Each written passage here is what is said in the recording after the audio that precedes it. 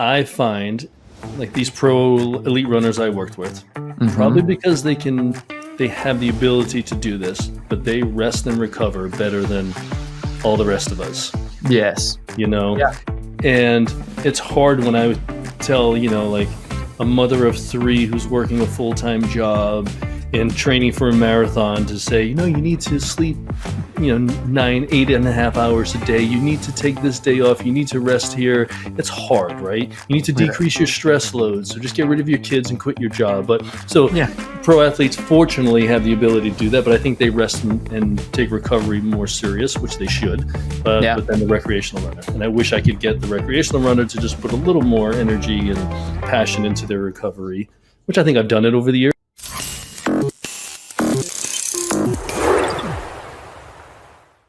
Hi, everybody. Doug Adams here from the RunDNA Podcast, and really excited to have Michael Silva on, a physical therapist on. So, Michael, thank you for joining us today here. It's great to be in Delaware virtually. My first time in Delaware. Yes, that's the extent of what most people have here.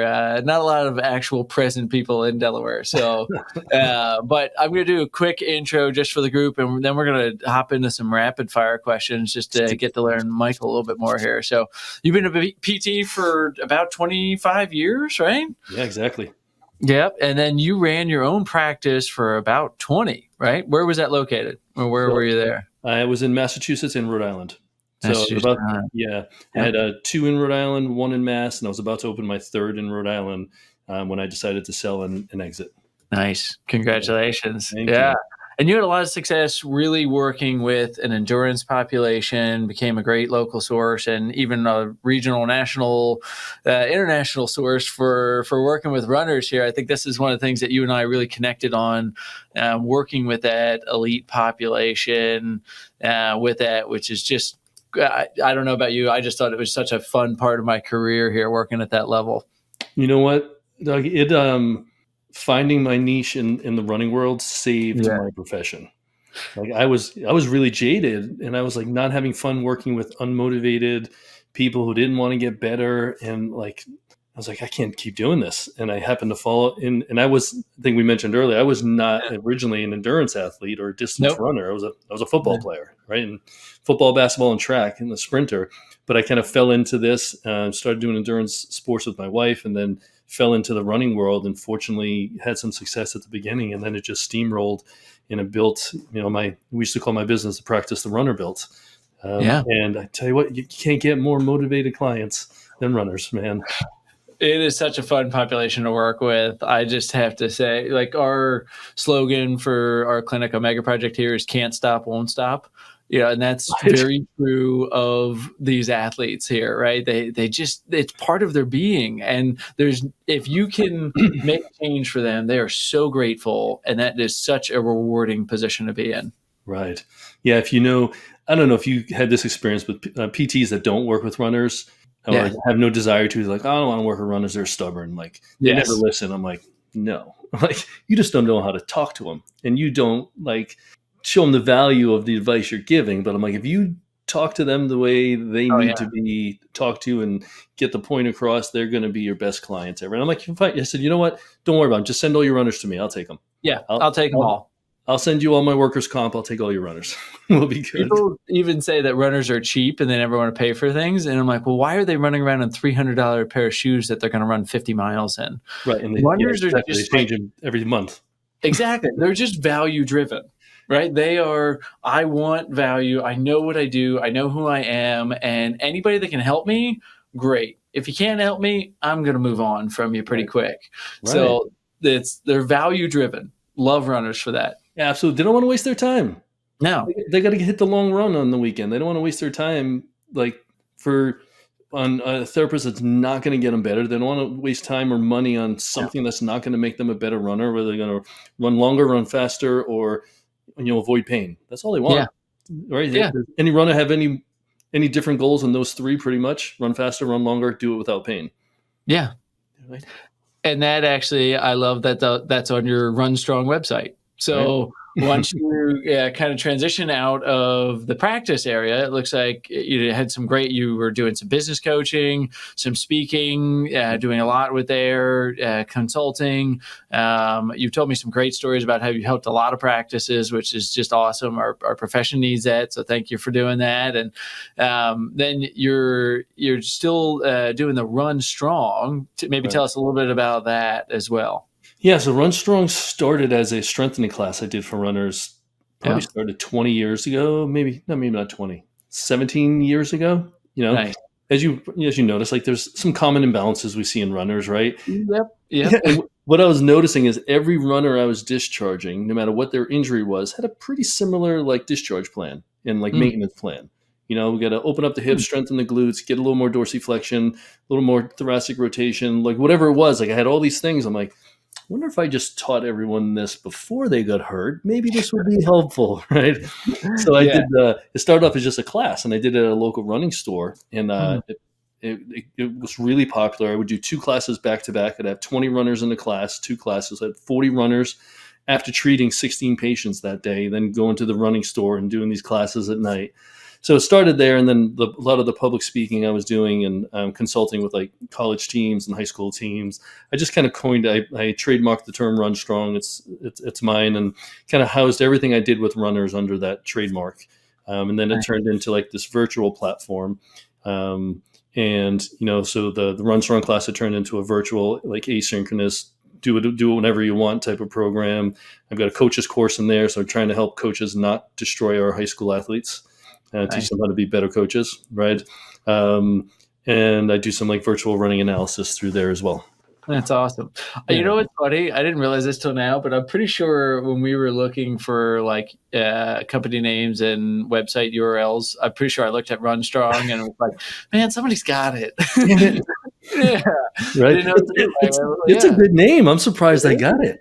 Yeah, I know. Around that time, do you remember Live Strong with Lance Armstrong? Yeah. I remember I had that Live Strong band forever. Well, for 3 years, I think I wore that thing straight. Yeah.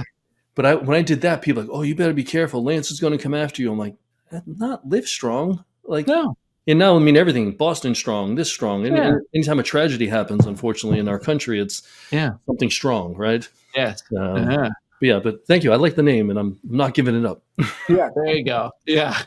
Don't even come bidding here. He's sticking with it here. So everyone has a price, Doug. Just going to say that. Everyone does have a price. Yeah, right through there. So, well, Michael and I were chatting. We recently met in person for the first time. We had been kind of talking back and forth virtually for a while. And we met at the Private Practice Section conference recently and had some great conversations there. And then we said, let's get a podcast together. Let's find some things to do together, and just really like-minded. And we started talking about tons of different things. And I think it's refreshing to see that there is a very similar philosophy with a lot of what we do here.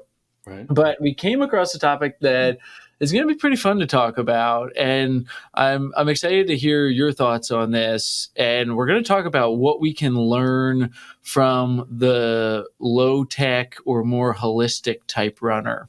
We were kind of saying that there were a lot of things that we see, and just like you were saying, the discharging, you're noticing common things that everyone needs to work on, or things that we wish you did. And so I want to go into that. So we're going to jump into that in a second. But first, I want to do those rapid fire questions just so that the audience knows you a little bit more before we go into this. So, warm up here for a second. Warm up, ready? Yeah. Runner fashion here. All right. Easy one. Why did you become a PT? Like most orthopedic sports medicine PTs, I was hurt a lot as a high school athlete. Spent a lot of time in PT. There you go. Yep, the pretty common story. All right. Another rapid fire one. What's your favorite thing to treat? Wow. Yeah, I'm going to say psoas strain. Nice. I haven't gotten that answer before. I figured I'd throw that one at you. Yeah. I was going to say anything below the belly button, but that's just not really specific. Yeah. There's a lot of things below the belly button, but there you go. Okay. All right. I like that one. So, all right. Another rapid fire. Describe one thing you would have every runner do if you knew they would actually do it. I would say a side plank, starfish side plank. Starfish side plank. Nice. Okay.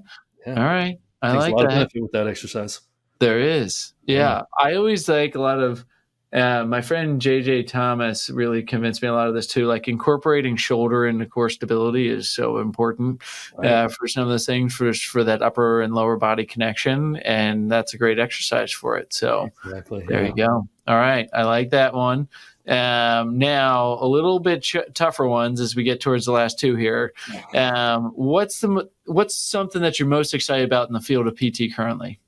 What gets you really excited about the profession right now? All right. The thing that gets me really excited actually got me really scared at first, but learning more, I'm excited about incorporating AI and technology into our field. I feel like 2024 is the year of AI. Oh my God. That is like, we're going to look back on it and be like, that was the year that it just exploded. Right. And at that private practice section meeting, I noticed just how different the room was. That some of these companies that were like small before, and then all of a sudden they had AI, and they were like the big ones throwing the Cirque du Soleil parties at the end of the night. Yes, and, they were, yeah. You know, it was like, okay, all right, this is EMR with AI and trying to avoid burnout in PTs. That is, I think, why people are so excited about it. And I think if you use it properly, you can achieve that, right? You can be more efficient, avoid burnout. I always thought it was going to take away from our human connection, which I do not want to ever do in our profession because I think it's extremely important. But I think we can use that to do these mundane tasks and we can get more human connection. I mean, you're going to get me going off on a tangent. So I know that's not the topic of the day. Maybe a little tangent on that, because I 100% agree that a lot of times I'll get some people saying like, I don't want to use technology. I want to be connected with a person. And my response is that the technology lets us spend the time there with it. I was talking to a fairly well-known clinician this morning that does a lot of gait analysis, right? They were just on a big show, and they like blew up after the show, and they just had a ton of people coming in for gait analysis. And we started showing some of the things that we do and how we use the RunDNA app and how we use the technology. And they're like, when we get done a gait analysis, I don't have anything else to do for them. I've got everything done. And that allows me to connect with that person way more in front of me, because I can make sure they're doing their exercises correctly, answer the questions, educate them more. It's like, let's use technology for that. Amen. Absolutely. All right. Now, last one's probably the toughest one here. What's one thing you wish you could create or invent as a PT that would make a huge impact on the field? You can make anything and it would work and it wouldn't cost you money is aside. What would you make? I would make a rapid fire bone stimulator to get rid of all bony stress injuries in 30 minutes or less. 30 minutes or less. All right. It's like the microwave of bone stimulators. Yeah. The easy button with it. Do you have experience with TechR therapy then for that? Or are you familiar with transfer of energy through capacitive and resistance? So this technology exists a little bit there for you here, actually. Okay. When we were talking about favorite things to treat, when you said psoas strains there, recently I used to say shin splints for mine, because they're so easy to fix. Like, it's just, you get to be such a hero for that person, and it's just like really easy. And there's like 5 or 6 things that could be contributing, and you get the right one, and it's like, boom, they instantly feel better. But I have actually recently found a little secret formula for treating, like, for lack of a better term, the sports hernias. Oh, nice. And that's because like the Bermuda Triangle of injuries, right? Yeah. And it's a little bit of like pubis symphysis pain. It's a little bit adductor. It's that. But I was on a webinar the other day, kind of talking about this. But we use WinBack for this TechR, and I swear I've had people come in, and it is just that, like, it's that microwave version of it, of just getting So what's it called? Maybe it's called TechR. So the company is WinBack, and it's transfer of energy through capacitive and resistive. And it is something that for bone stress injuries, for soft tissues, it has been a game changer, just because of the depth that you can really get with some of that. And it actually feels nice when you're doing it too. So that's like, and I just use it as part of my treatment. It's not replace it. It's something I do while I do my manual. So no, it's awesome. Yeah. So there you go, Winback. Shout out unintended, but Checks in the the mail. mail. Yeah. There you go. So, but it's something to like. That's a common thing we see. That question, like something that's going to get rid of pathology quickly or pain quickly, so that we can focus on the other things and say, let's restore movement, let's restore tissue capacity, range of motion, mobility. Like that's what we really want to do. And if you get that stuff out of the way, it makes it so much easier to do the fun part of our job. Right. But isn't the absence of pain the indicator of true, fully functioning 100%? Like, there's nothing else to do, right? Wow. Yeah. I want a t-shirt that says that. It just like so that people can egg me when I'm walking around with it. Yeah. Right. Exactly. No, it's absolutely not. Right. Absence of pain is not health, but that is what we often see. Unfortunately, a lot of times that people get impairment resolution and they think, oh, okay. You have 125 degrees of knee flexion and you have no pain. You must be healthy. But watching you walk up and down the steps, I feel like I need to grab a gait belt. That's okay. You don't have pain, but you're healthy. But you're healthy. You're right. Healthy there with it. You know how many times I've used that line? Like the absence of pain does not indicate like you're fully healed and ready to run. Like yes, it's just the noxious stimuli is not enough to trigger your pain. You know, like your pain pathways. Like we have so much more work to do. Because hey, thanks for getting rid of my pain, Mike. I got a marathon tomorrow. We're going for it. Yes. Let's have a chat about that. Yeah, I feel like there's a whole nother podcast topic for us there. We could just go into that whole. Well, this is our problem, Doug. We have too many things we want to talk about, and we have too many things we like talking about. So okay, we're gonna stay focused. All right, let's stay focused. All right, let's get back to the topic at hand here. So, like we said, you worked with some very elite runners. And I know that there's a lot that goes into getting successful outcomes with that group. So what are some things that you've noticed that either those elite runners do better than the recreational, or some things you consistently prescribe even to those elite runners that are that low tech, no tech, holistic approach to help people get better results with their running? All right. I don't think you can get any more low tech or basic than this. I find like these pro elite runners I worked with, probably because they have the ability to do this, but they rest and recover better than all the rest of us. Yes. You know, and it's hard when I would tell, you know, like a mother of 3 who's working a full-time job and training for a marathon to say, you know, you need to sleep, you know, 8.5 hours a day. You need to take this day off. You need to rest here. It's hard, right? You need to decrease your stress load. So just get rid of your kids and quit your job. But pro athletes fortunately have the ability to do that, but I think they rest and take recovery more serious, which they should, but then the recreational runner. And I wish I could get the recreational runner to just put a little more energy and passion into their recovery, which I think I've done it over the years. That's been a lot of my conversations. That is a huge part of that. I like a saying, I forget where I heard this, but I don't think it was an original quote from even the person that I heard it from, so I don't feel bad not giving them credit with it. But the exercise is the contraction, but the recovery is the expansion, right? That's where, good. Right? Yeah. So when we work, right, we're contracting, but when we grow and we want to expand, like that's where recovery comes in. And that's a big part of it there. And that's why I'm such a minimum effective dosage person there with it, where it's like, if you're doing more than you can recover from, you are only breaking your body down.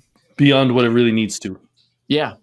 Where it's you're just going to have a chronic state of, and I've said this on here before, and you and I have even said this too, it's not overtraining, it's under recovering. Right. That's why people get injured. It's not that they can't handle some of the training, because they went and did the training. They did it. They were able to go and run. They weren't able to recover enough to do another one there. Right. But it wasn't that they couldn't do the training. They did it. By definition, it's not overtraining. By definition, it's under recovering. And then you're breaking it down there. Right. So how do you get them to do that? What are some of the suggestions? What are some of the tricks? What do you recovery? Obviously, sleep is a huge thing there. But how do you convince somebody to do that? That's a loaded question because everyone's life is so different, Right. And and there are a select few of the recreational people who do a decent job with it. But for me, it's having that conversation. Like, I wish I had that quote, like running is the contraction and rest is the expansion. Like, I would just say, like, you benefit from your hard work when you rest. Like, that's when that's when you're going to maximize the outcome of the effort you put in. So if you're not resting, you're never going to maximize that outcome. So getting them to realize the importance of rest, and rest is not a sign of weakness. And training harder doesn't mean you're training smarter. Most of the time, people just want to train harder, then they're under resting. Yeah, they handle the training like you said. I'm going to steal this quote from you. It's not that you overtrained, you under rested. So how can we incorporate the rest in there? And it's just so hard when people are so busy. Right. It's hard. Like, I loved all the runners I worked with. I think it was easier to work with the elite ones because they had the time and resources to do whatever you told them. Yeah. Right. And they didn't get to that point in their career by chance. Right. Yeah. So they've got a work ethic. They have a talent built in there. They've got the DNA that's in their favor. And then they have resources. Right. They can take the time to rest. So, getting the mother of 4 who works full time and her partner works full time to take a full day off and try to really rest and, make sure she does her warm up properly and make sure she does her cool down properly, and just trying to express the value and how important that is. Yeah. And, a lot of these people don't want to hear the research. No. Research says that this and this and this. It's just trying to make it applicable to them in their life. And it goes back to that connection with the human. Like, I'm not going to spit out an AI bot to tell them to do that, but just looking in their eyes and, how many times have your runners cried in your office when you have to exchange certain information, right? Oh, yeah. So, and we know how important running is to them. And when they're seeing that they might not be able to get to this marathon that they trained so hard for, or, they used running for mental health, or they lost weight, they're in the healthiest they've ever been because of running, and now running could possibly be taken away because of an injury. So just connecting. So I'm kind of giving you a long-winded answer, but connecting on who they are, what their life is like, what their circumstances are like, and trying to let them know the value and how important it is, and let me help you strategize how you can fit in a little more rest into your schedule. Yeah. And the number one thing absolutely is just getting them to sleep more. Yes. Very few people sleep enough. I'm going to take a long-winded way to come back to something called motivational interviewing and see your thoughts on this too. But what we're talking about is really, I find much easier for the tech-based runner, because I can show them, hey, what's your resting heart rate when you take a rest day? What is your recovery score when you take a rest day? What's your body battery at? What does this look like? And for me, it's so easy because when I notice, like, my progression, Thursday's my rest day.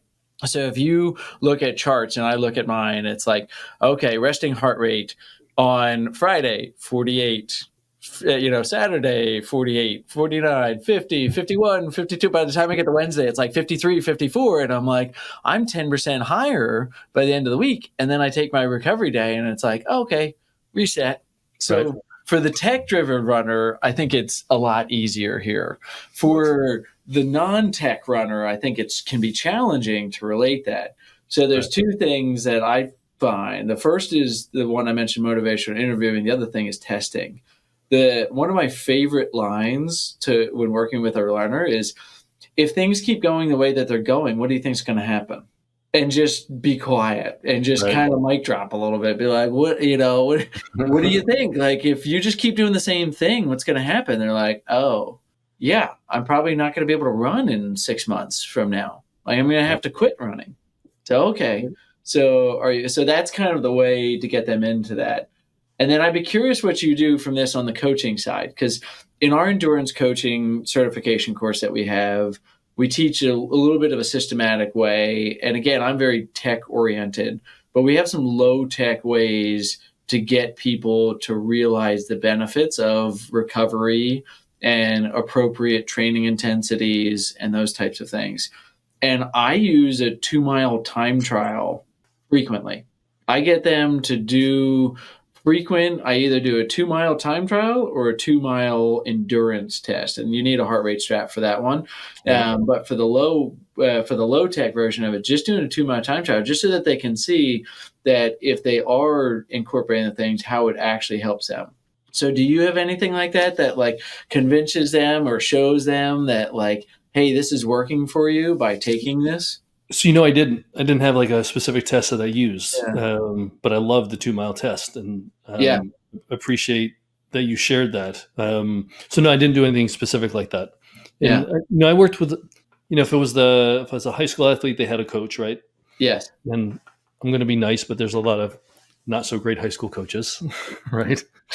Volunteers that we are very appreciative that they are. Thank you for giving us your time. Yes, we appreciate the time. Here's some education about how to make running beneficial. Which is why I made my running coaches certification course for that exact person, right? Yeah. But I never got into the coaching side of it. And I had other coaches in the area in New England that I would refer runners to that needed specific coaching.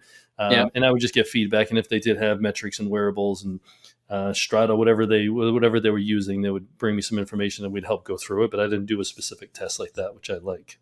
Yeah. Can I go back to one thing that you said before? Yeah, go for it. You talked about the motivational interviewing, and you said, if things don't change, where are you going to be in 6 months? Yes. I did a similar trick when someone come in and I'm just totally making this up, be like, I can't believe I got hurt. I've been running 7 days a week for like 3 years straight. I've done 7 marathons a year. Like, why am I getting hurt now? Yeah. So I would just say, let's say that with a different tone. Yeah. I've been running 7 days a week. Yeah. For 3 friggin' years. I've done 7 marathons a year. No wonder I got hurt. The last 3 words. Right. But because they think like, I'm in the best shape of my life. And I would tell people, when you're in PR shape, you're on the tightrope between injury and PR, right? So it's just getting them to realize, like, you can't keep just adding and not resting enough and recovering enough, because it's something's going to break down. You're going to get sick. You're going to get hurt. Something bad's going to happen without. And it's interesting you say it that way too, right? Because most of the runners that we work with are not professional runners, right? A lot of, like, most of the people listening to this, they're working with recreational runners, maybe collegiate or high-level high school, but they have some other life experience, right? And when you were just saying that, it made me think about, I just read this email that I get, and they talk about simplifying in your business. And this is probably something that you do with your business coaching and your consulting aspects there, right? When you work with a business and you're trying to grow a business, what do most people do? They add instead of like focusing and doing better and it's like, it's synonymous there. So if you got a weekend warrior coming in and you say, hey, listen, if you're trying to grow a business, are you going to just keep adding more elements? Or are you going to try and do better and focus on the things that you're doing even better? So like recover better, eat better, sleep better, like all of those things. Right. Because you can grow or add by subtracting. I used to use an example of, like, if I would go to see a nutritionist. Yeah. And I said, like, I eat Sour Patch Kids every meal, 3 meals a day, every day of the week. Are they just going to say, why don't you just throw a little broccoli in there with your Sour Patch Kids? That'll help out, right? Maybe get rid of some of the Sour Patch Kids, right? Yeah. So growing from, like, you can either add a positive or take away a negative type of thing. I think that's what you're getting at, which will help simplify. Yes. And I said, and when people talking about, so I use this example of a bucket, right? Mm-hmm. So in my example, an empty bucket is a good thing, right? So if you visualize a bucket and water's getting poured into the top, right? And water's the training that these runners are doing. And they just, I did 2 sessions today. I did a track workout. I did a long run. I'm doing hills and pouring it in, dumping it in. Sooner or later, the bucket's going to overflow. And I use this as a visual. Like, when that bucket overflows, that's when you're going to break down. You're going to get sick. You're going to get hurt. So how can you continue to train without letting that water overflow? So I use the analogy of drilling holes. I'm like, all right, you sleep 8 hours a day, drill a hole in the bucket. I made a really cheesy visual on the computer. I'm not very tech savvy, but water's going down. You do a proper tissue preparation before you work out. Tissue's going down. You do your mobility training. You do your strength training. You hydrate. You have good nutrition. You take a rest day. Like all these positive things that we're doing and drilling all these holes and water's pouring out. Now you're recovering more. You're doing all these good things. Now you can add it. It's like we don't need to add more workouts for you to get better and not get hurt. We need to take away some stuff and add more self-care. I love that because I've heard the bucket analogy many times, but I've never heard it with the holes, and that those are the things that are going to help you just like pour more water in. Right? I love that. So I did a running camp I used to do every year here in New England.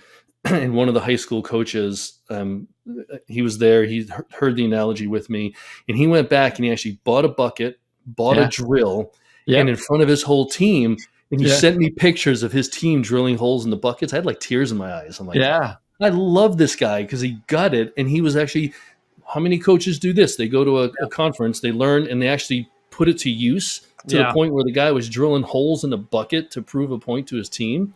And he had a pretty good team. He's arguably one of the top successful coaches in this area. So I was so happy about that. I got through to someone. Yeah, there you go. That's what makes it worth it. So, the strategy that most runners do is the opposite of that. They think that they can just build a bigger bucket. Right. They're like, okay, hey, I'm going to just train more so that my body is ready to handle more of this, right? And so they say, and I would say sometimes even on the therapy side of things, we're also only thinking about building the bigger bucket. Like, okay, let's just make your muscles stronger, right? So we can increase that. Let's switch your shoes out kind of thing. Like we're going to make your bucket bigger. But things like even gait analysis, right? I've never thought about it this way, but gait analysis can drill a couple holes in there because we're making giant hole in there. Giant holes there, right? So that's going to make each step less impactful. So the water is just going to pour out and you're never going to exceed it there. I love that. I've never heard the analogy, I've heard the bucket analogy maybe 100 times, but I've never heard it that way. Yeah. And so maybe I'm going to use, like, speaking of AI, I'm going to use DALL-E to create the actual video content of the buckets and the water coming out. Because I did it on Keynote on my MacBook, and this is so bad. And then when I would do my presentations or my talks, I'm like, don't judge my graphics. I'm not a graphic dude, and I'm not going to spend money on graphics, but you'll get the point. But yeah, I like it. I've used it forever, and I think for some people they're like, "Oh, that makes sense." So I hopefully it got through to a few people. Yeah, that's a great one. I know we're gonna share that and get that out there, and you're gonna start getting. I'm gonna send you like a bucket in the mail here and a drill bit, Ryobi and a bucket. Right.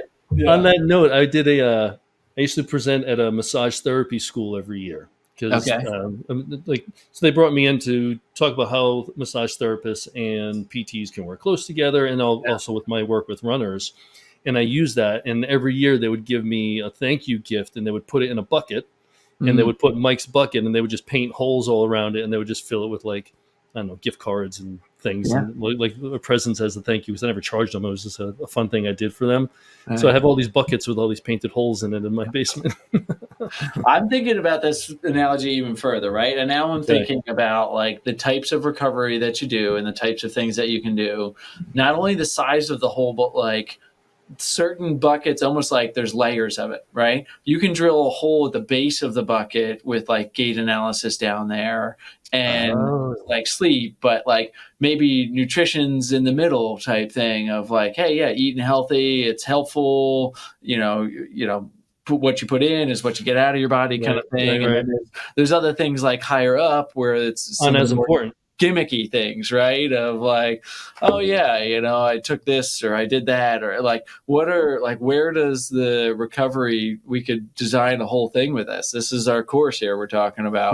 This is our course. Get ready, everybody. Yeah, I like this. So we could call it the bucket course, but there's certain things that are like, hey, drill it down here. And then there's opposite things that people have. Like maybe somebody has something where somebody's put some sand in their bucket.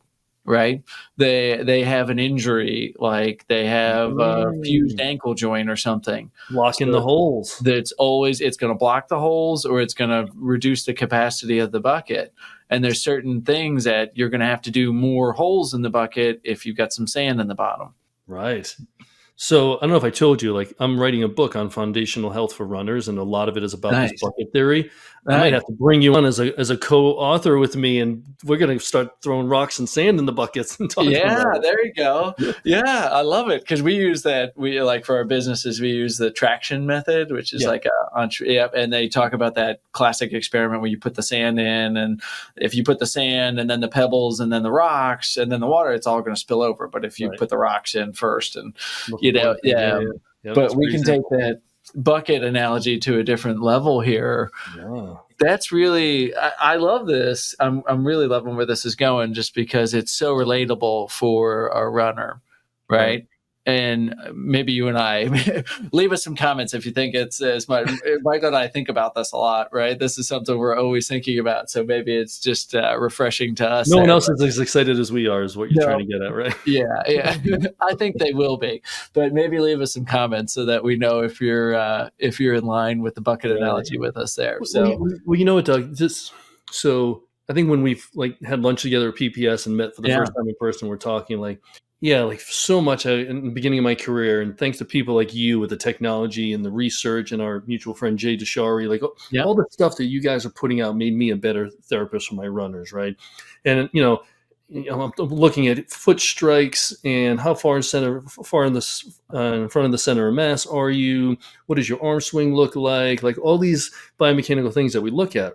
And I would do this advice. I would analyze them. I'd give this advice. And, back in the day, I think Runner's World said heel striking was the third leading cause of death in the country back 10 years ago, right?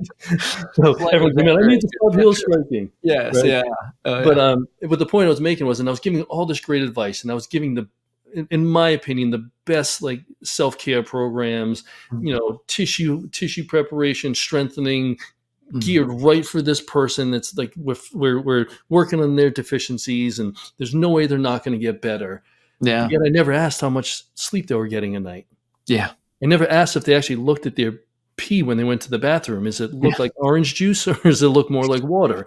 Right. I never get into it. And then even with the female runner, I got more confident to have conversations about menstrual cycles, because we know things are going to change during the cycle. Right. So I think, and as I got older and I became more of this holistic hippie, not so technical resource for my runners, I talk more about those things. I still do the geeky stuff like you do, not quite to the level you do, by the way. I respect all that you've done with your technology and your what you've built to RunDNA and your system. Yeah.